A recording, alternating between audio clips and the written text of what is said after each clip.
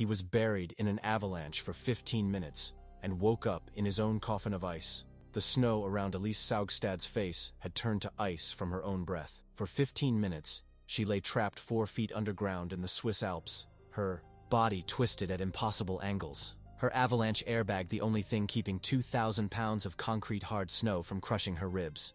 Above her, rescue teams dug frantically through debris that stretched across 3 football fields, following the weak signal from her beacon. When they finally reached her, Elise's lips were blue, her core temperature had dropped to dangerous levels, and she had less than 60 seconds of oxygen left in her small pocket of air. The moment they pulled her from what would have been her frozen grave, she looked up at the searcher and whispered, "I thought I was going to die down there." This was February 19, 2008, and Elise Saugstad was one of the most skilled professional skiers in the world. She had conquered mountains across 4 continents, survived countless backcountry runs, and made her living dancing with death on slopes that would terrify most experts. But on this particular morning in the Diableritz region of Switzerland, she encountered something that no amount of skill could defeat.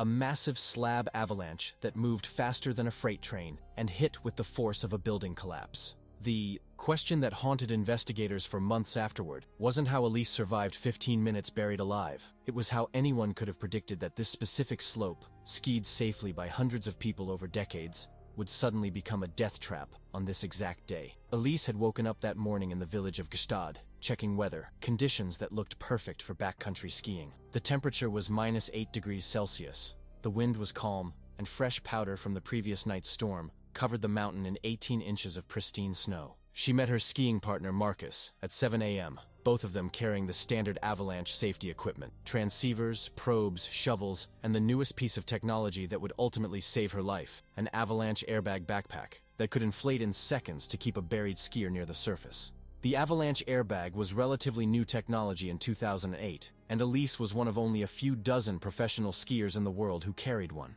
The device worked on a simple principle. When triggered, it inflated a large balloon that made the wearer's body volume bigger, causing them to float toward the surface of moving snow rather than sink to the bottom. The technology had been tested in controlled environments, but Elise's accident would become one of the first real-world cases where someone survived a major burial specifically because of the airbag system. The backpack itself weighed 12 pounds and contained 2 compressed air cylinders that could inflate a 150-liter balloon in less than 3 seconds. The trigger mechanism was a simple pull cord attached to the shoulder strap, designed to be activated even while wearing thick gloves. The entire system cost over $800 in 2008, making it accessible only to professional athletes and serious backcountry enthusiasts. Most recreational skiers still relied on the traditional avalanche safety triangle: beacon, probe, and shovel. But statistics showed that if you were completely buried in an avalanche, even with perfect rescue response, you had only a 90% chance of survival if found within 15 minutes.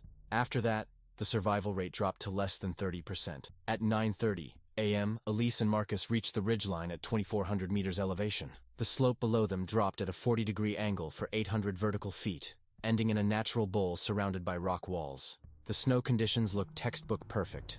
No obvious signs of instability, no recent avalanche activity, and a surface that had been tracked by other skiers just days before. What they couldn't see was the hidden weak layer buried 3 feet below the surface, where temperature changes over the previous week had created a thin sheet of ice that would act like a slip and slide for the heavy snow above it. This type of weak layer, called a temperature gradient metamorphism, forms when warm air temperatures during the day create slight melting, followed by rapid refreezing at night. Over several days, this process creates a crystalline structure that looks like tiny ball bearings under a microscope. When enough weight builds up on top of this layer, it can fail catastrophically, causing massive slabs of snow to break away and accelerate down the mountain. The layer under Elise's skis had been growing weaker for 6 days, waiting for the perfect trigger to release millions of pounds of snow. The avalanche danger rating that morning was listed as considerable on the 3-level scale used by Swiss avalanche forecasters. This meant that natural avalanches were possible, and human-triggered avalanches were likely on specific terrain features. But the slope Elise chose had been skied safely for decades, and recent avalanche activity in the area had been minimal. The Swiss Avalanche Bulletin for that day specifically mentioned that northwest-facing slopes between 2,000 and 2,500 meters elevation were most at risk, exactly the slope where Elise was standing. Marcus dropped in first, carving smooth turns down the upper section of the slope. Elise followed 30 seconds later, her skis cutting through the powder with the precision that had made her a professional athlete. For the first 200 feet, everything felt normal. The snow was stable, her turns were controlled, and the mountains seemed to welcome them with perfect silence. Then Elise heard the crack. The sound started as a sharp snap, like a massive tree branch breaking, but it quickly grew into a deep rumbling that seemed to come from inside the mountain itself. In the span of 3 seconds, a section of snow 600 feet wide and 3 feet deep broke away from the mountainside. The fracture line appeared behind Elise like a jagged wound in the earth, and suddenly, she was riding on top of a moving wall of snow that was accelerating towards 60 miles per hour. Professional skiers train for avalanche scenarios, but no amount of preparation can replicate the actual experience of being caught in a major slide. The moving snow beneath Elise's skis felt like riding on top of a liquid concrete mixer. Her skis were ripped from her feet within seconds. Her poles were torn from her hands. The roar of moving snow was so loud that she couldn't hear her own screams as she fought to stay on top of the debris. For 45 seconds, Elise rode the avalanche like a surfer trying to stay ahead of a collapsing wave. She managed to activate her airbag system, and the large balloon inflated around her torso, helping her stay near the surface as thousands of cubic meters of snow thundered down the mountainside. But staying on top of an avalanche requires more than just equipment. It requires terrain that cooperates. When the avalanche hit the bowl at the bottom of the slope, it created a churning mass of snow that was impossible to navigate. The snow that had felt like powder during her first few turns now moved like wet concrete. Elise felt herself being pulled under, the weight of the moving debris dragging her down despite her inflated airbag. The last thing she saw before disappearing beneath the surface was Marcus, 200 feet away, also being swept toward the trees at the edge of the avalanche zone. The moment Elise went under, her world became completely black and silent. The roar of the avalanche disappeared, replaced by the sound of her own breathing and heartbeat. The inflated airbag had kept her from being buried as deeply as she would have been otherwise, but she was still trapped 4 feet below the surface, her body positioned at a 40-degree angle with her head pointing downhill. The physics of her burial were brutally simple. The avalanche had moved at approximately 60 miles per hour when it hit the bowl at the bottom of the slope. The sudden deceleration created enormous pressure that compressed the snow from its original fluffy consistency into something with the density of concrete. Around Elise's body, the snow had a specific weight of approximately 500 kilograms per cubic meter, dense enough that she couldn't move her arms or legs, but not quite dense enough to crush her ribs thanks to the protection of her inflated airbag. The snow around her had the consistency of concrete. Her arms were pinned against her sides, and she could only move her fingers and toes. The air pocket around her face was roughly the size of a football helmet, created by the position of her hands and the protection of her jacket hood. But this tiny space contained only enough oxygen to keep her alive for about 20 minutes, and every breath she took made the air thinner. The science of avalanche burial is terrifyingly precise. The human body consumes approximately 250 milliliters of oxygen per minute at rest.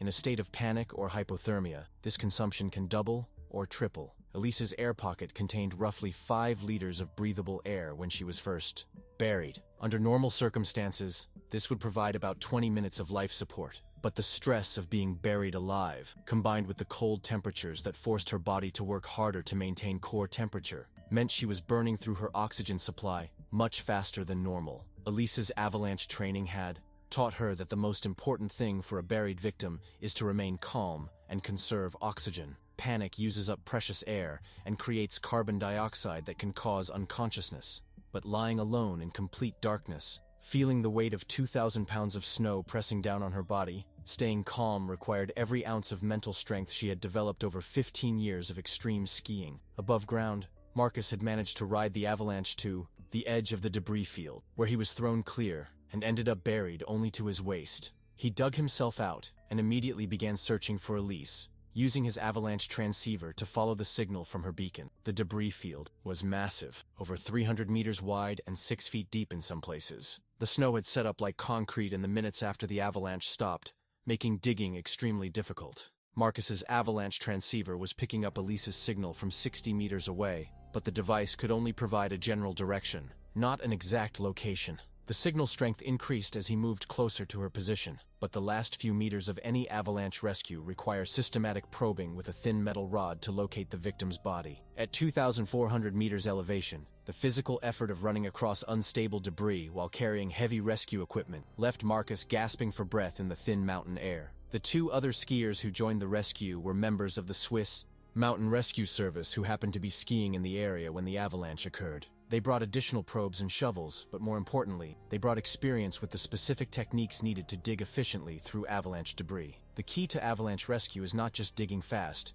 but digging smart, creating a strategic pit that allows multiple rescuers to work simultaneously without interfering with each other. Marcus was joined by 2 other skiers who had witnessed the avalanche from a nearby ridge. Together, they probed the snow with their avalanche probes, following the electronic signal that was getting stronger as they moved toward Elise's position. But finding someone buried in avalanche debris is like looking for a needle in a haystack. Made of concrete, the signal from her beacon could be off by several meters, and probing through 6 feet of hardened snow was exhausting work. The probe that finally struck Elise's backpack was a collapsible aluminum rod that extended to 240 centimeters, just barely long enough to reach her through the compressed snow. The moment Marcus felt the probe hit something soft instead of hard snow, he knew they had found her. But locating a buried victim is only the beginning of an avalanche rescue. The next phase, digging them out before they suffocate, requires speed, technique, and incredible physical endurance. Underground, Elise began to experience the early stages of hypothermia. Her core body temperature was dropping, and her breathing was becoming more labored as the oxygen in her air pocket decreased. She could feel ice crystals forming around her mouth from her own breath, and the cold was seeping through her jacket and into her bones. But the worst part was the complete isolation. No way to communicate with the surface. No way to know if anyone was even looking for her. The progression of hypothermia follows a predictable pattern that Elise had learned about in her avalanche safety training, but experiencing it firsthand was terrifying. Her body temperature had dropped from its normal 37 degrees C to approximately 35 degrees during the first 10 minutes of burial. At this temperature, called mild hypothermia, the body begins to shiver uncontrollably as it tries to generate heat. But shivering requires energy and oxygen, 2 things Elise couldn't afford to waste. Her hands and feet were the first parts of her body to lose feeling as her circulatory system prioritized keeping her vital organs warm. The technical term for this process is peripheral vasoconstriction, but to Elise, it simply meant that her fingers and toes felt like they were being stabbed with needles before going completely numb. The combination of cold temperatures and reduced oxygen was creating a dangerous cycle where her body was working harder to stay warm while having less fuel to do so. After 10 minutes of burial, Elise started to experience confusion and drowsiness, the classic signs of oxygen deprivation. Her hands and feet had lost feeling, and she was having trouble remembering exactly how she had ended up in this position. The carbon dioxide from her breathing was building up in her small airspace, creating a toxic environment that was slowly poisoning her. The carbon dioxide poisoning was perhaps more dangerous than the oxygen deprivation. As CO2 levels in her air pocket increased, Elise began to experience headaches, dizziness, and difficulty concentrating. Her body's natural response to high carbon dioxide levels is to breathe faster and deeper, but this only accelerated her consumption of the remaining oxygen. It was a biological trap with no escape. Every breath she took to stay alive was also bringing her closer to death. The rescue team above had been digging for 12 minutes when Marcus's probe finally struck something soft. They had found Elise's backpack, which meant her body was somewhere directly below. The 3 men began digging frantically, using their shovels to move blocks of snow that weighed 50 pounds each. The deeper they dug, the harder the snow became, and they were working at over 2,000 meters elevation, where the thin air made every movement exhausting. The digging technique they used is called conveyor belt shoveling, a method developed specifically for avalanche rescues. Instead of each person digging their own hole, they created a single large pit with one person at the bottom breaking up the hard snow, a second person moving the broken snow to the middle of the pit, and a third person throwing it completely clear of the excavation site. This system allows rescuers to move more snow with less effort, but it requires perfect coordination and incredible stamina. Each shovelful of snow weighed between 15 and 20 pounds, and the rescuers were moving roughly 1 shovelful every 3 seconds. The mathematics of avalanche rescue are brutal. To dig someone out from 6 feet of compressed snow, rescuers typically need to move between 3 and 4 tons of material. With 3 men working at maximum effort, this process usually takes 20 to 30 minutes. Elise had been buried for 12 minutes when they found her backpack, giving them perhaps 8 minutes to reach her before oxygen deprivation became irreversible. The physical toll on the rescuers was enormous. Marcus had been sprinting and digging for nearly 15 minutes at high altitude, and his heart rate was over 180 beats per minute. His hands were cramping from gripping the shovel, and his lungs were burning from the combination of exertion and thin air. But he could hear Elise's avalanche beacon beeping stronger with each shovelful they removed, indicating they were getting closer to her position. At 14 minutes of burial, Elise saw the first crack of light. It was just a tiny beam filtering down through the snow, but it was the most beautiful thing she had ever seen. She tried to call out, but her voice was weak and the snow muffled any sound. The light grew bigger as the rescuers dug closer, and she could hear their voices echoing down through the debris. When Marcus finally reached Elise's face, she was barely conscious. Her lips were blue, her skin was pale, and her breathing was shallow and rapid. The moment he cleared the snow from around her mouth, she took a desperate gasp of fresh air and whispered the words that would stick with him forever. "I thought I was going to die down there." The rescue team needed another 5 minutes to dig Elise completely free from the snow. Her body was so stiff from the cold that she couldn't move her arms or legs, and they had to carefully extract her from the hole while checking for injury. Miraculously, despite being twisted at impossible angles for 15 minutes, she had no broken bones. The avalanche airbag had not only kept her closer to the surface, but had also created a protective shell around her torso that prevented crushing injuries. The helicopter evacuation took 20 minutes, and by the time Elise reached the hospital in Bern, her core body temperature had dropped to 32 degrees Celsius, just 2 degrees above the point where cardiac arrest becomes likely. She spent 3 days in the hospital being treated for severe hypothermia and mild frostbite on her fingers and toes.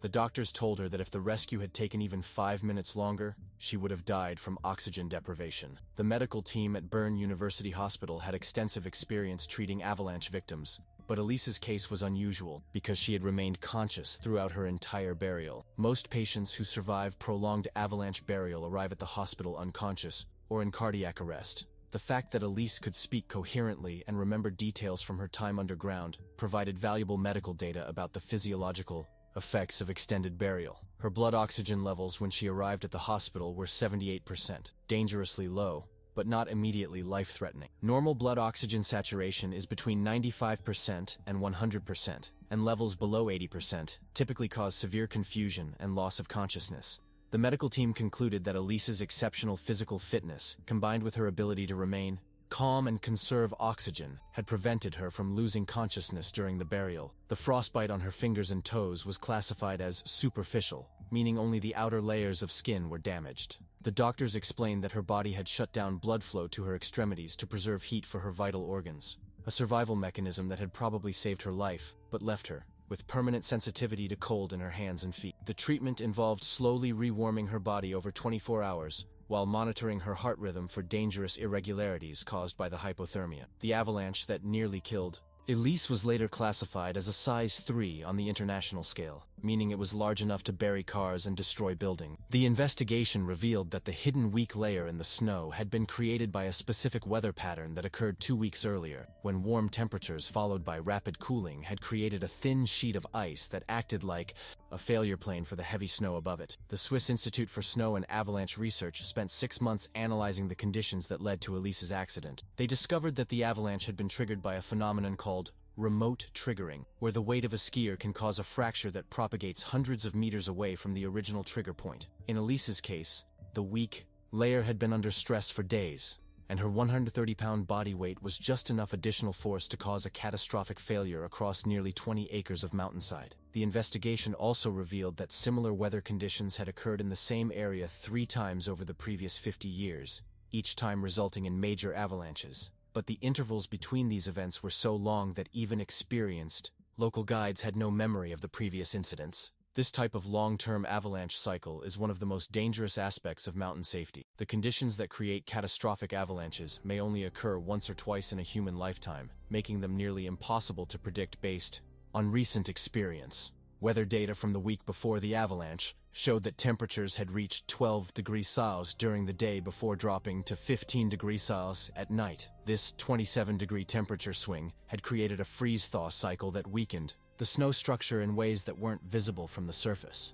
The weak layer was only 3 centimeters thick, but it extended across the entire mountainside like a sheet of glass waiting to shatter. What made Elise's survival so remarkable wasn't just the length of time she spent buried, but the fact that she was conscious and coherent throughout the entire ordeal. Most avalanche victims who are buried for more than 10 minutes either die from suffocation or lose consciousness from carbon dioxide poisoning. Elise's ability to remain calm and conserve oxygen, combined with the protection provided by her avalanche airbag, created the perfect conditions for survival in an almost impossible situation. The avalanche airbag that saved Elise's life was manufactured by a small company in Austria that had been developing the technology for over a decade. Her case became one of the most documented examples of how the device could mean the difference between life and death in a major avalanche. Within 2 years of her accident, avalanche airbags became standard equipment for professional skiers and serious backcountry enthusiasts around the world. But the technology only worked because Elise had the presence of mind to activate it during the chaos of being caught in the avalanche. In the 3 seconds between hearing the crack and being swept away, she managed to pull the trigger that inflated her airbag. That split-second decision, made while skiing at high speed on unstable snow, ultimately saved her life. Today, Elise Saugstad continues to ski professionally, but she carries the psychological scars of spending 15 minutes buried alive. She suffers from claustrophobia and has panic attacks in enclosed spaces. The sound of wind through trees can trigger flashbacks to the roar of the avalanche, but she also carries the knowledge that she survived something that kills hundreds of people every year, and that her experience has helped improve avalanche, safety equipment, and rescue techniques. The psychological impact of surviving an avalanche is often more lasting than the physical injury. Elise developed post-traumatic stress disorder that required 2 years of therapy to manage. She experiences nightmares about being buried alive and has difficulty sleeping in small rooms or enclosed spaces. The irrational fear of suffocation follows her into everyday situations. Crowded elevators, small cars, even wearing turtleneck sweaters can trigger panic attacks. But Elise has also become one of the world's leading advocates for avalanche safety education. She travels to ski resorts around the world, sharing her story and teaching skiers about the importance of proper equipment and rescue techniques. Her detailed account of what it feels like to be buried alive has become a standard part of avalanche safety courses, helping thousands of skiers understand the reality of avalanche rescue. The slope where Elise was buried is now considered too dangerous for recreational skiing. The combination of terrain, elevation, and snow conditions that created the perfect storm for that particular avalanche has been studied by researchers around the world. The accident site has become a case study in how even experienced mountaineers can be caught off guard by the hidden dangers that lurk beneath seemingly perfect snow. Swiss authorities have installed permanent avalanche monitoring equipment on the slope, including sensors that measure snow stability and weather stations that track the conditions that contribute to avalanche formation. The data from these instruments is used to improve avalanche forecasting models and help ski patrol teams make better decisions about slope closures and controlled explosions to prevent dangerous snow buildup. 15 minutes buried alive in an avalanche. Most people don't survive 15 seconds. But Elise Saugstad fought for every breath in her tiny pocket of air, stayed conscious through hypothermia and oxygen deprivation, and emerged from her frozen grave with a story that would change avalanche safety forever. She didn't just cheat death. She stared it in the face for a quarter of an hour and refused to blink.